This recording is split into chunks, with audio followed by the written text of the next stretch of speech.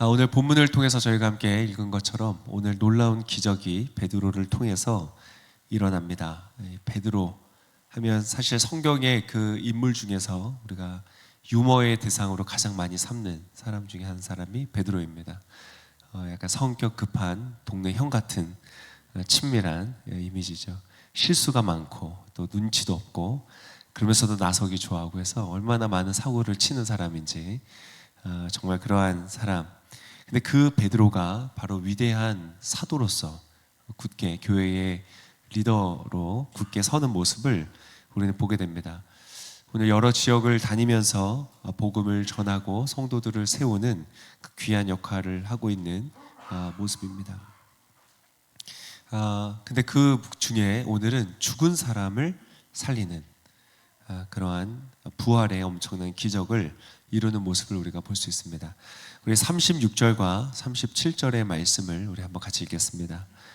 욥바에는 다비다라고 부르는 여제자가 있었는데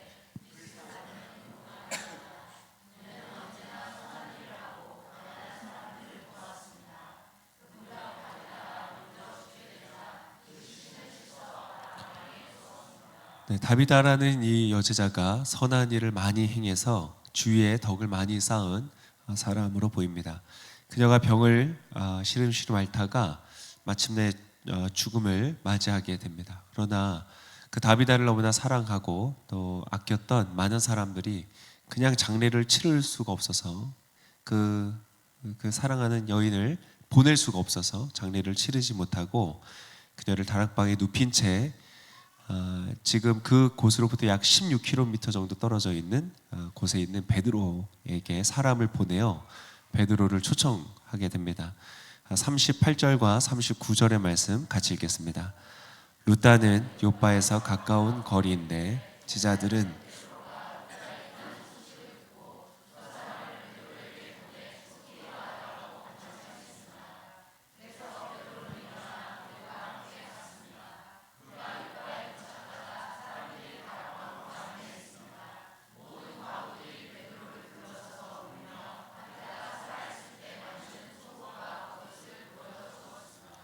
너무나 사랑했기 때문에 그만큼 슬픔이 컸고 많은 사람이 눈물과 울음을 주체하지 못한 채 많은 애곡이 있는 그런 슬픈 현장 가운데 베드로가 도착했습니다. 사람들은 베드로에게 다비다가 살아있을 때 했던 선한 일들을 얘기해주고 또 그가 만들었던 속옷과 겉옷을 보여주면서 다비다를 향한 그리움과 그 애정을 보여주고 있습니다. 그런데 그 베드로가 이 모든 사건을 완전히 역전시키고 반전시키는 모습을 보여줍니다. 그녀를 다시 살리는 모습이죠. 41절의 말씀 우리 같이 한번 읽겠습니다. 베드로는 손을 내밀어 그 여인의 손을 잡아 일으켜 세우고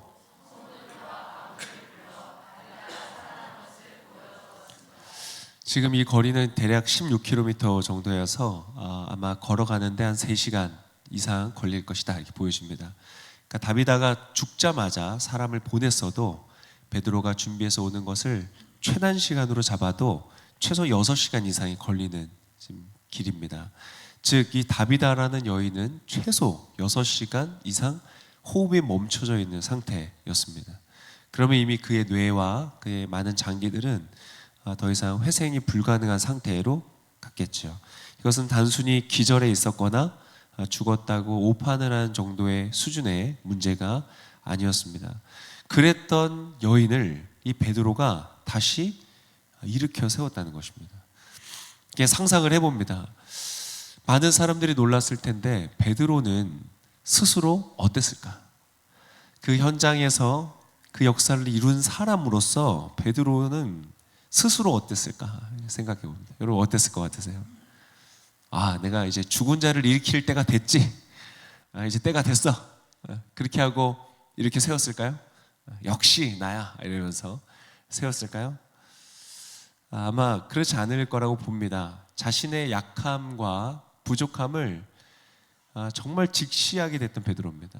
그런 걸 모를 때는 철없이 다른 사람들 다 부정해도 나는 주님 떠나지 않습니다. 막 이렇게 정말 해서는 안 되는 말들을 서슴지 않고 했던 그런 사람이었는데 그 예수님을 배신한 이후에 자기가 얼마나 약한 존재인지를 깨닫게 됐죠. 그래서 예수님이 부활하셔서 오셔서 네가 나를 사랑하느냐 라고 물으실 때 감히 직접적으로 대답할 수가 없었습니다. 그래서 주님이 아십니다 라고 간접적으로 대답할 수밖에 없는, 내가 주님을 사랑하는 것이 진짜이지만 그 사랑을 내가 지켜낼 수 있는 힘과 능력이 내 안에 없다는 것을 너무 철저하게 깨달았기 때문에 베드로는 예수님의 질문에 답할 수가 없었던 것이죠. 그랬던 베드로인데 처음 자기를 데리러 사람들이 왔을 때 어땠을까요? 베드로님, 사도님, 지금 저희랑 급히 가셔야 되겠습니다.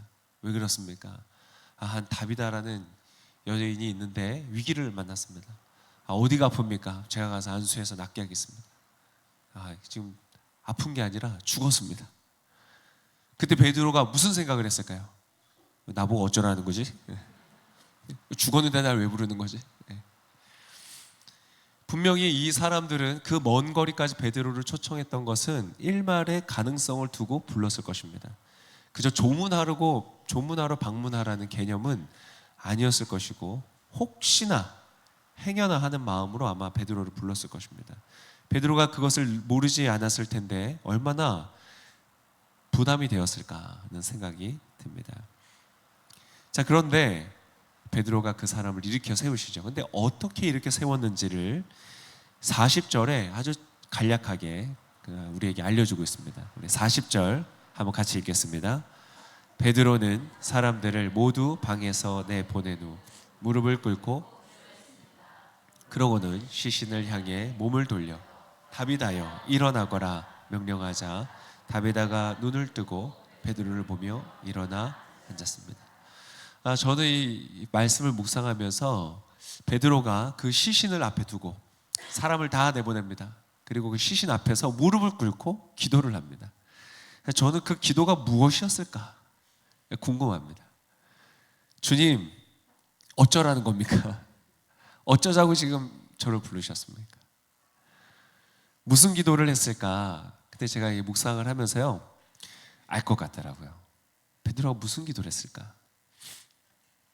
왜냐하면 지금 베드로가 보여주고 있는 이 장면은요, 꼭 데자뷰 같습니다. 아주 비슷한 장면이 성경의 다른 부분에 있습니다. 우리로 하여금 충분히 연상하도록 하는 약간은 의도된 그러한 기록을 발견할 수 있는데요. 누가복음 8장에 이러한 기록이 있습니다. 49절에서 54절까지를 제가 한번 읽겠습니다. 예수께서 말씀을 채 마치시기도 전에 야이로 회당장의 집에서 사람이 와서 말했습니다. 따님이 죽었습니다.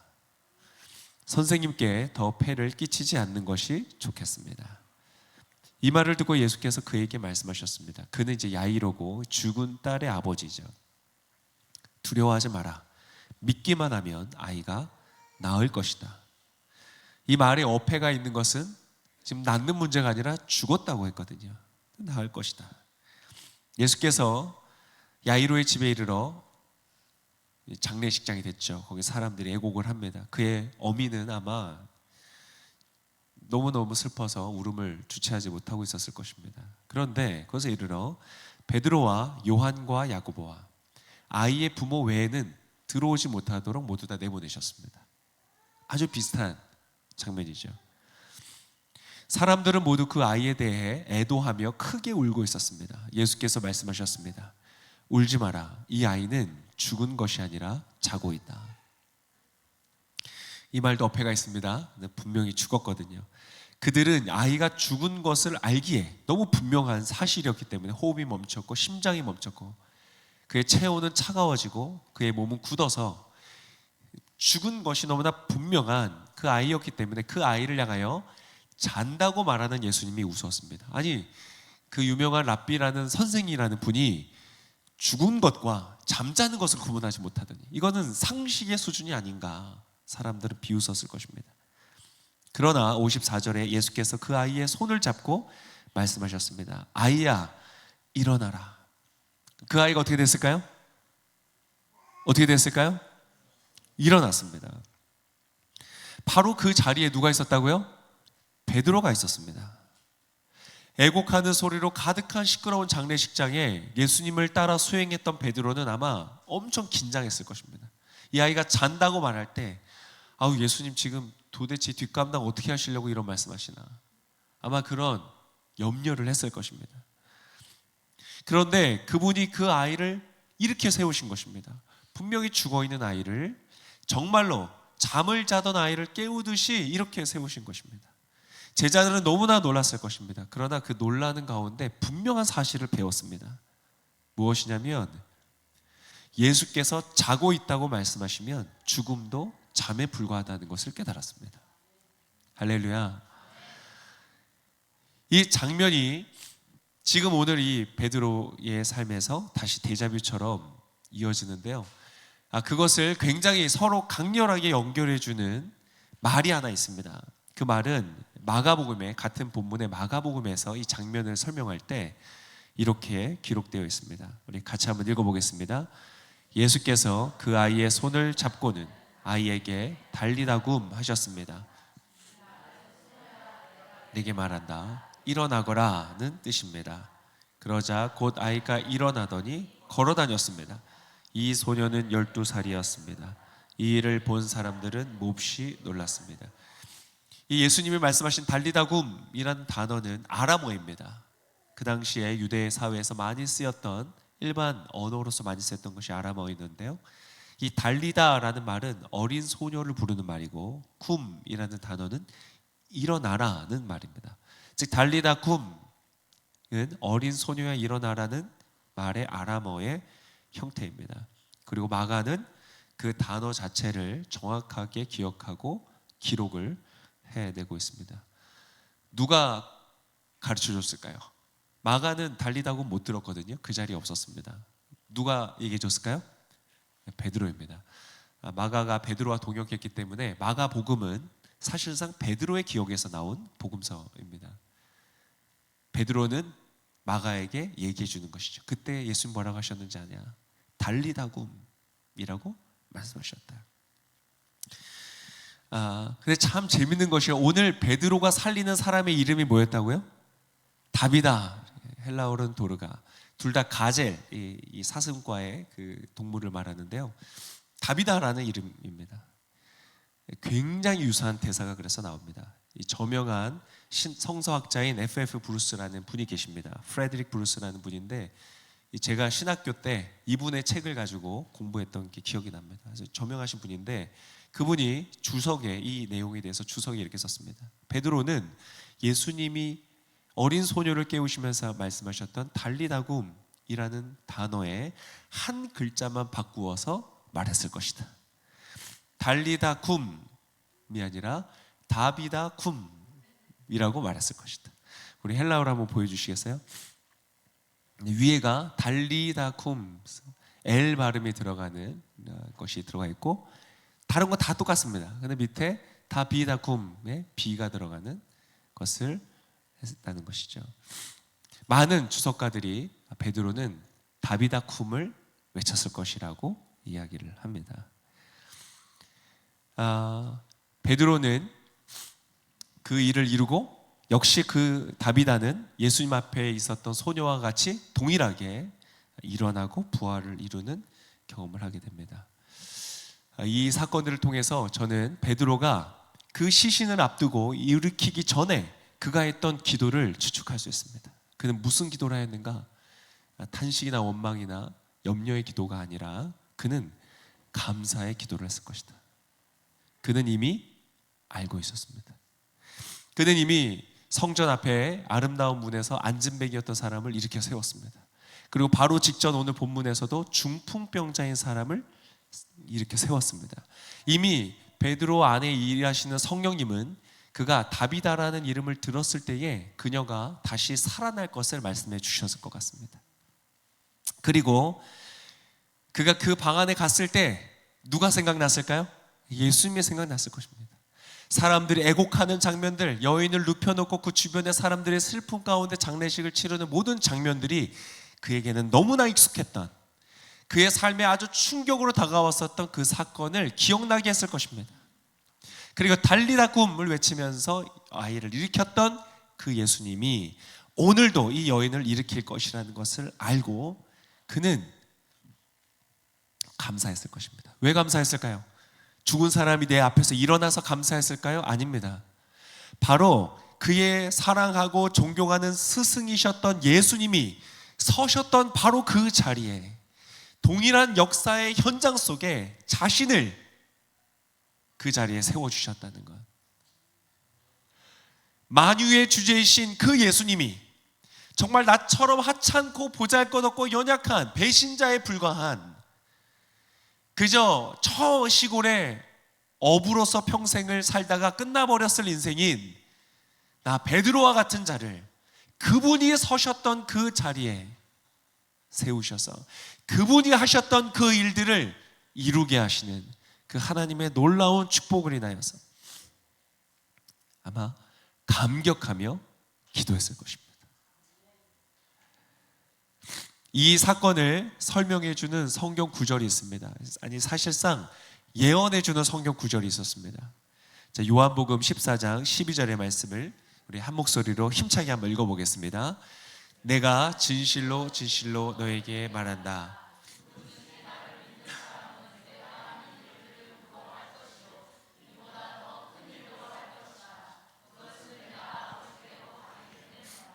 아멘. 예수님께서는 분명히 말씀하셨습니다. 내가 한 일을 너희도 하게 될 것이다.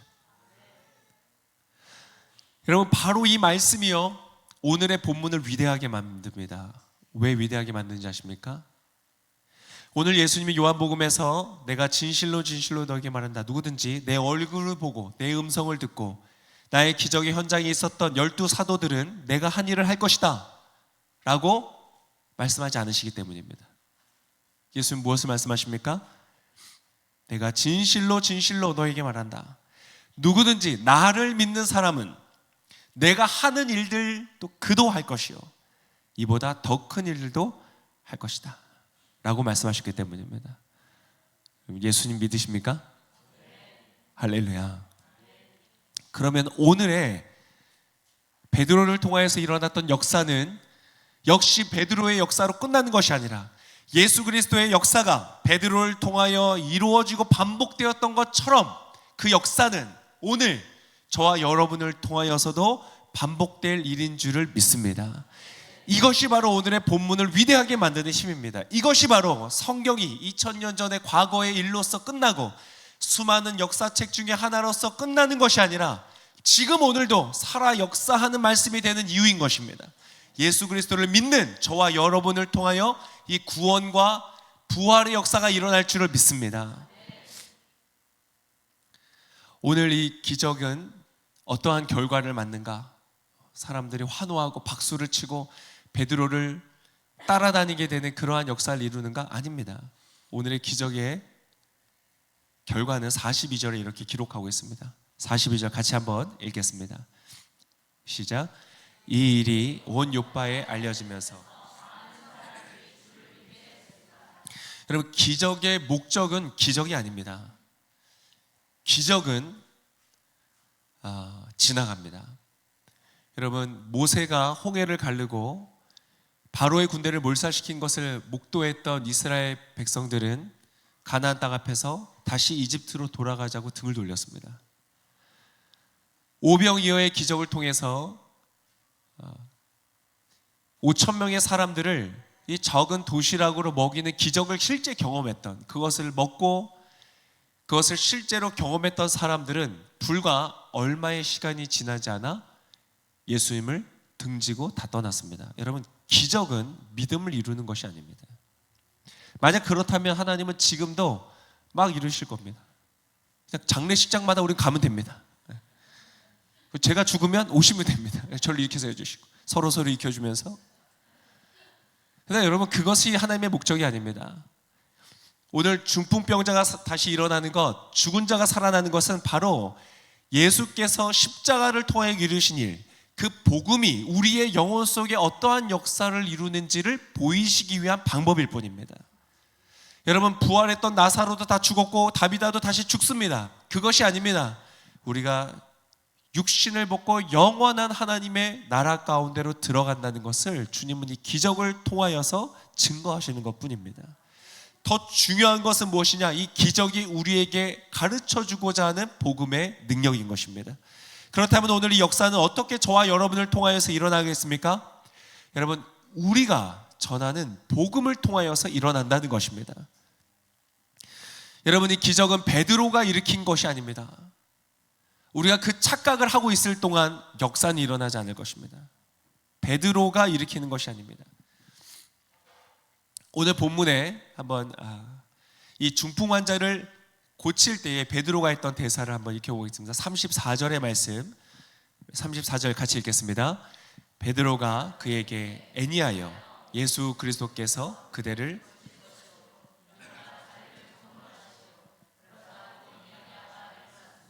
8년 동안 중풍병자로서 일어나지 못했던 그 여인을 일으켰던 것은 누구라고요? 베드로가 아닌 예수 그리스도였다는 것입니다. 그 예수 그리스도의 이름이 기적을 이루시는 것입니다. 여러분, 저와 여러분이 가지고 있는 이 복음이 그 능력인 줄을 믿습니다. 우리가 복음을 증거할 때 마치 중풍병과 같이 기능을 잃어버린 채 움직이지 못하고 있는 영혼들, 사로잡히고 거짓에 억눌려서 자유를 누리지 못하며 억눌려 있는 영혼들을 자유케 하는 복음의 역사를 이룰 줄을 믿습니다. 소망이 없어 삶의 열정과 의지와 의욕을 잃어버린 채, 삶의 방향과 목적을 잃어버린 채 죽어있는 삶을 살아가는, 때때로는 열심히 살아가는 것처럼 보이지만 역시 왜 살아야 하는지, 무엇을 위해 살아가야 되는지, 그의 인생의 끝이 어딘지를 알지 못한 채 짐승과 같이 그저 살아가는 어떠한 사람들을, 그 사람들을 살리고 그들의 생명을 돌이키는 부활의 역사가 바로 저와 여러분이 가지고 있는 복음을 통하여 이루어질 줄을 믿습니다. 저는 잘 모르겠습니다. 제가 살아가는 동안에 저를 통해서 정말 중풍 환자를 고치는 역사를 주께서 이루실지 안 이루실지 잘 모르겠습니다. 저를 통하여 죽어있던 사람을 일으켜 세우시는 기적을 하나님이 이루실지 이루시지 않을지는 모르겠습니다. 분명한 것은, 그것은 사람들의 이목을 주목시키고 어떤 하나의 화려한 쇼를 하기 위해서 하나님은 하시지는 않으실 거라는 것입니다. 그러나 저는 소망합니다. 주님께서 그러한 기적을 이루시기를요. 왜요? 그게 복음이기 때문에 그렇습니다. 복음은 능력이 있기 때문에 그런 줄 믿습니다. 그러나 그 일이 일어나지 않는다고 해도 문제되지 않습니다. 그것이 내가 추구할 바가 아니요, 복음을 전하여 사람이 영원한 생명을 얻고 주님께로 돌이키는 것, 그것이 주님이 우리에게 주신 사명이기 때문에 그렇습니다. 우리는 담대한 증인이라는 표어를 가지고 이번 한 해를 보내고 있습니다. 저희가 이제 아울리치도 갈 겁니다. 베드로가 먼 지방을 다니며 성도들을 돌아보고 복음을 전했던 것처럼 저희도 선교지를 다니고 성도들을 돌아보고 선교사님을 돌아보며 또 복음을 증거하는 일들을 이룰 것입니다. 해외 2군데, 국내 1군데를 갈 것입니다.